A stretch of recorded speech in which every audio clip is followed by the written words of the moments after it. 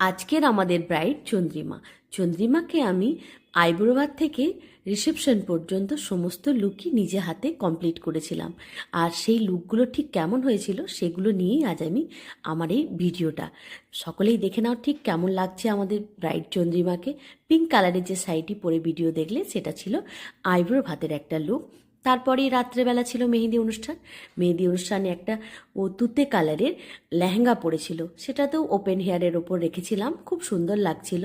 আর রাত প্রহালেই সকালেই ছিল বৃদ্ধি লুক। আর বৃদ্ধিতে তোমরা সকলেই জানো একটা শাঁখা পলা এই সমস্ত পরার রিচুয়াল থাকে। তারপর ছিল গায়ে হলুদের অনুষ্ঠান। নান্নি মুখ সেরে যখন গায়ে হলুদে বসে তখন ছিল এটা তার গায়ে হলুদের সাজ। এবার আমাদের ছিল রাত্রেবেলা কনের সাজ।